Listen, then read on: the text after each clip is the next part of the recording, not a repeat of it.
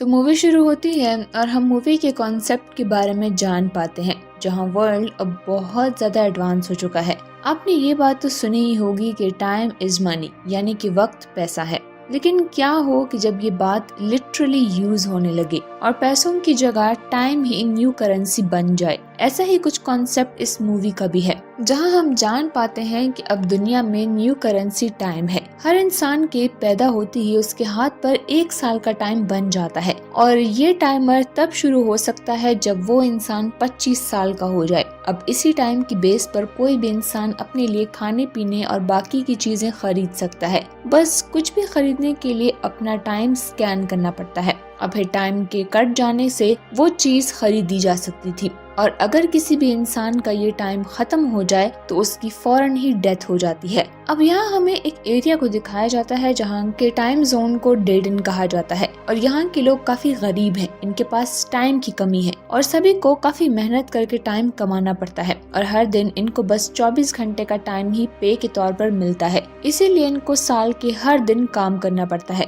क्योंकि अगर ये ऐसा नहीं करेंगे तो 24 घंटे खत्म होने के बाद ही इनकी मौत हो जाएगी। वहीं दूसरी तरफ हमें अमीर कम्युनिटी को दिखाया जाता है जिसका नाम ग्रीनविच है और यहाँ लोगों के पास लाखों की क्वांटिटी में घंटे हैं। सीन्स विल नामी एक आदमी पर आता है जो भी उसी गरीब कम्युनिटी को बिलोंग करता है। आज विल की मॉम की बर्थडे है, लेकिन हम देखते हैं कि विल की मॉम तो विल के जितनी ही यंग है, जिससे हम जान पाते हैं कि असल में अब ह्यूमंस की एज 25 के बाद नहीं बढ़ती, यानी कि चाहे जितने साल भी गुजर जाए इंसान 25 साल की ही दिखते हैं। इसीलिए विल की मॉम भी इतनी यंग है। विल अपनी मॉम को कहता है कि आज रात वो उनकी बर्थडे सेलिब्रेट करेंगे, जिसके बाद वो काम के लिए निकल जाता है। वहाँ पहुंचकर वो देखता है कि एक वर्कर टाइम खत्म होने की वजह से मर चुका है, मगर वो सभी अपने कामों पर लग जाते हैं क्योंकि अगर वो अपना काम नहीं करेंगे तो उन्हें भी अगले 24 घंटे का टाइम नहीं मिलेगा। यहाँ हम विल के दोस्त गैरी को भी देखते हैं। ये दोनों पूरा दिन बाकी वर्कर्स के साथ काम करते हैं। फिर दिन के आखिर में इन सभी को 24 घंटे का टाइम स्कैन कर दिया जाता है, जिसके बाद ये दोनों बार में ड्रिंक करने जाते हैं। वहाँ विल एक आदमी को देखता है जिसके हाथ पर 116 साल का टाइमर था, जिस पर विल हैरान होता है क्योंकि उनका एरिया तो बहुत गरीब था और यहाँ किसी के पास भी इतना ज्यादा टाइम नहीं था। इसीलिए विल उस आदमी को कहता है कि वो यहाँ ध्यान से रहे, क्योंकि उसका टाइम देखकर कोई भी उसे छीनने की कोशिश कर सकता है। मगर वो आदमी विल की बात पर इतना ध्यान नहीं देता और विल गैरी के पास आकर बैठ जाता है। इतने में वहाँ पर कुछ गुंडे आते हैं जो उस आदमी का टाइम चुराने आए थे। वो उसे अपना टाइम स्कैन करने को कहता है, जिस पर के उसका टाइम उसके पास ट्रांसफर हो जाएगा। वो आदमी कहता है कि पहले मैं वॉशरूम जाना चाहता हूँ, जिस पर वो गुंडा अपने आदमी के साथ उसे वॉशरूम भेज देता है। विल ये सब कुछ देख रहा होता है और वो उसे बचाने के लिए जाता है और किसी तरह उसे वहाँ से निकाल कर एक बिल्डिंग में ले जाता है, मगर बाहर गुंडे होने की वजह से वो वहाँ से निकल नहीं पा रहे थे, इसीलिए उन्हें रात वहीं गुजारनी पड़ती है। अब वो दोनों बातें करने लगते हैं। उस आदमी का नाम हेनरी है। हेनरी बताता है कि वो एक बिजनेसमैन हुआ करता था, उसके पास बहुत टाइम था, उसकी एज 100 साल से ज्यादा है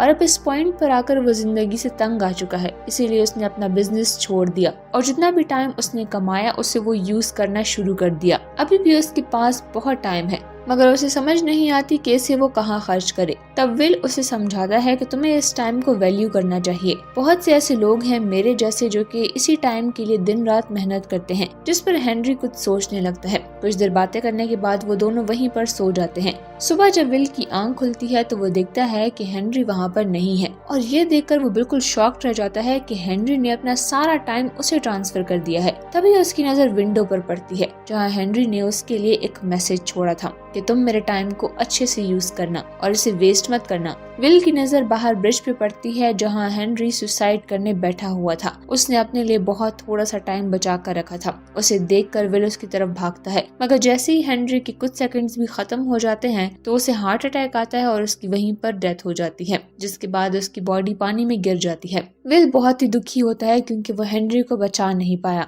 मगर इससे पहले कि ये मर्डर उसके जिम्मे आ जाए वो वहाँ से जाने लगता है। मगर वहाँ के सीसीटीवी कैमरा में ये सब कुछ रिकॉर्ड हो चुका था। विल को समझ नहीं आता कि वो क्या करे, इसीलिए सबसे पहले वो अपने दोस्त गैरी के पास जाता है और उसे सारी बात बता देता है। फिर वो अपने 10 साल उसे ट्रांसफर कर देता है ताकि उसकी जिंदगी भी थोड़ी आसान हो जाए। इसके बाद वो अपनी मॉम से मिलने के लिए निकलता है। वहीं विल की मॉम जब बस में चढ़ती हैं तो बस का किराया अब बढ़ चुका था और विल की मॉम के पास इतना टाइम नहीं था कि वो टिकट खरीद सकें, जिसकी वजह से बस ड्राइवर उसे बस से निकाल देता है। इसीलिए विल की मॉम भागने लगती है ताकि वो विल तक पहुंच सके, क्योंकि अगर उनका टाइम खत्म हो गया तो वो मर जाएंगी। उधर जब बस स्टॉप पर आती है तो विल देखता है कि उसकी मदर उसमें नहीं है। वो समझ जाता है कि कुछ तो गड़बड़ है, इसीलिए वो भी जल्दी से पहले स्टॉप की तरफ भागने लगता है, जहाँ रास्ते में उसे अपनी मॉम नजर आती है जो उसकी तरफ भाग रही होती है। मगर इससे पहले कि वो दोनों एक दूसरे तक पहुंच पाएं, विल की मॉम का टाइम खत्म हो जाता है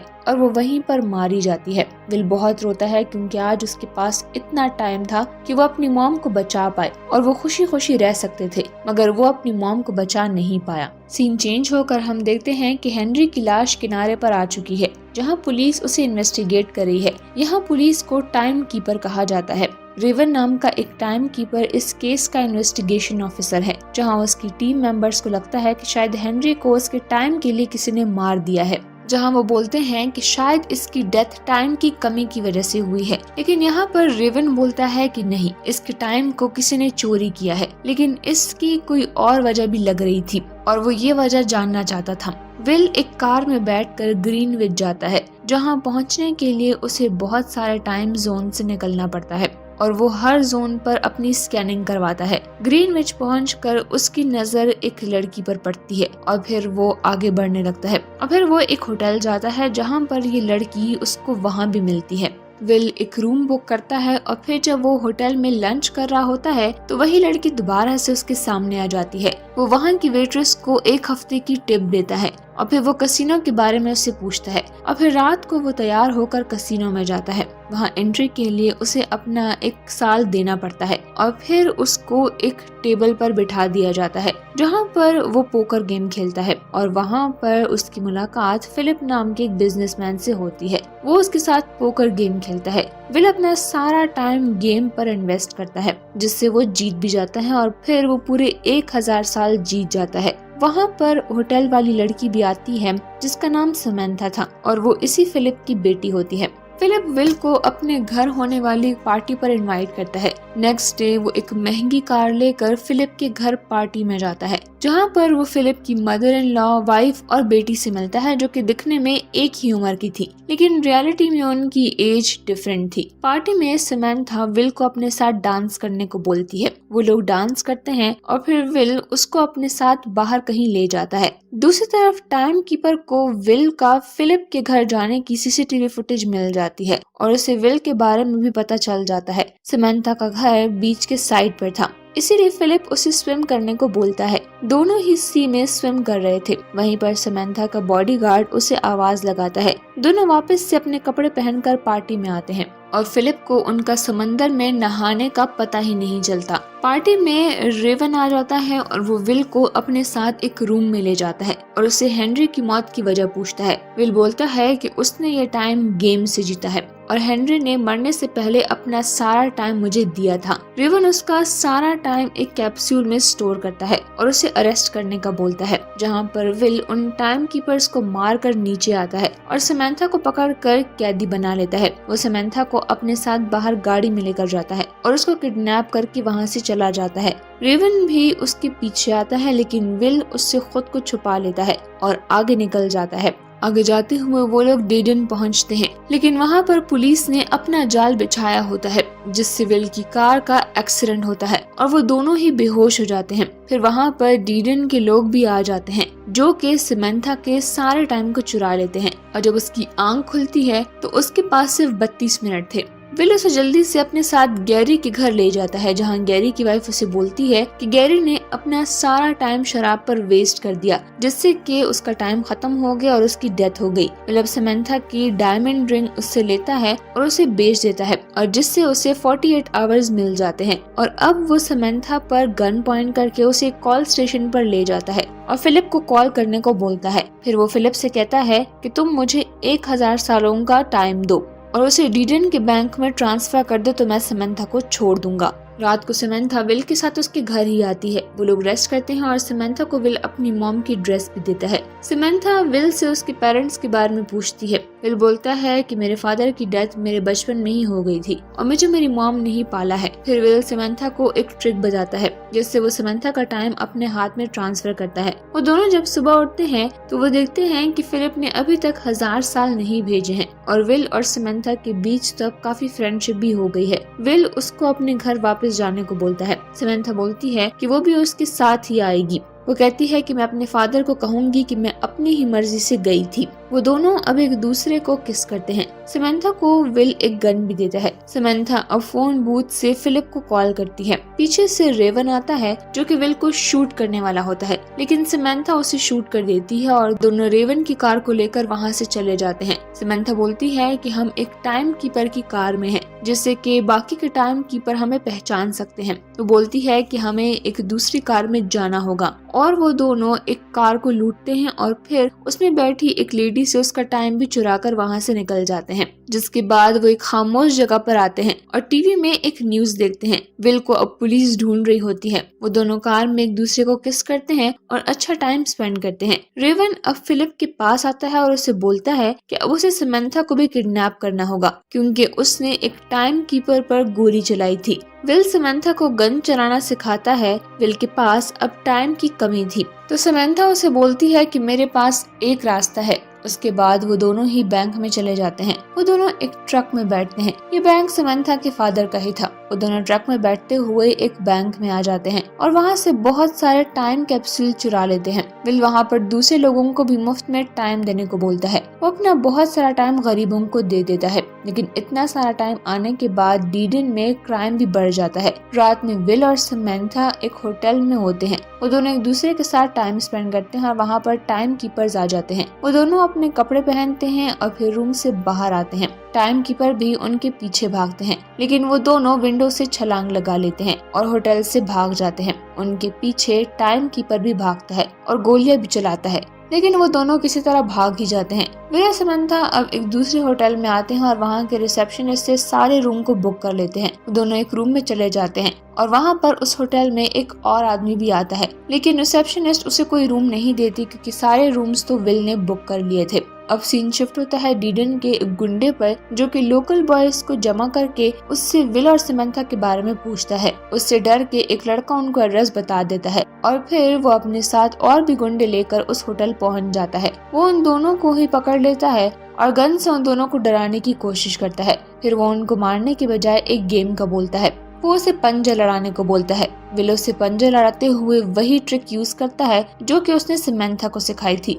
जिससे उस गुंडे का ध्यान अपने टाइम पर चला जाता है और विल इसी का फायदा उठाकर अपनी गन से उसके बाकी सभी लोगों को मार देता है और वो लोग वहाँ से भाग आते हैं। रात वो दोनों एक बिल्डिंग की छत पर गुजारते हैं। नेक्स्ट डे समंथा अपने फादर के पास आती है गन के साथ और इसीलिए सभी लोग समंथा पर गन पॉइंट करते हैं। सबका ध्यान समंथा पर होता है, जिससे कि विल पीछे से आता है और वो फिलिप पे गन पॉइंट करता है। वो फिर उसको फिलिप के रूम में लेकर जाता है और समंथा उनसे उसके रूम के लॉकर का पूछती है। फिर वो वहाँ से एक टाइम कैप्सूल ले लेते हैं जो कि 1 मिलियन ईयर्स का होता है। वो दोनों इस कैप्सूल को दोबारा से डीडन ले आते हैं और रास्ते में जाते हुए टाइम कीपर उनको देख लेता है। वो उनके पीछे जाने लगता है। विल अपनी कार की स्पीड को तेज करता है और बहुत सारे टाइम जोन्स को क्रॉस करते हुए आगे जाता है और डीडन पहुंच जाता है, लेकिन रेवन अपनी कार को उसकी कार के साथ क्रैश कर देता है। विल कार से बाहर आता है और वो कैप्सूल एक छोटी सी बच्ची को दे देता है जो कि उस कैप्सूल को डीडन के बैंक में ले जाती है। रेमन भी कार से आने के बाद विल को गन पॉइंट पर लेता है,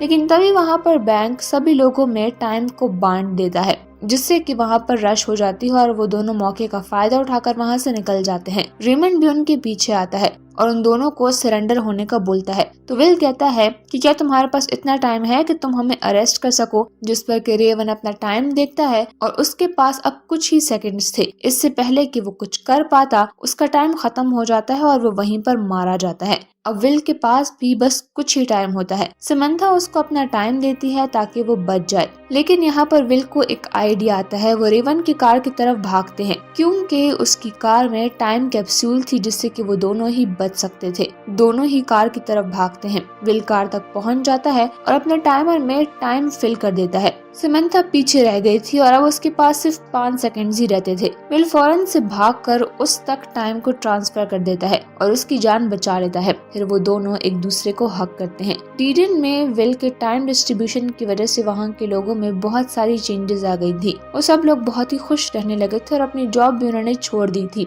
क्योंकि उनकी टाइम की जरूरत अब विल और समंथा ने पूरी कर ली थी। टाइम कीपर्स भी उनको पकड़ने से पीछे हो जाते हैं। अब लास्ट में ये दोनों गन पकड़े एक बैंक में आते हैं। विल और समंथा अब बैंक्स को लूटते हैं और इसी के साथ ये मूवी यहीं पर एंड हो जाती है।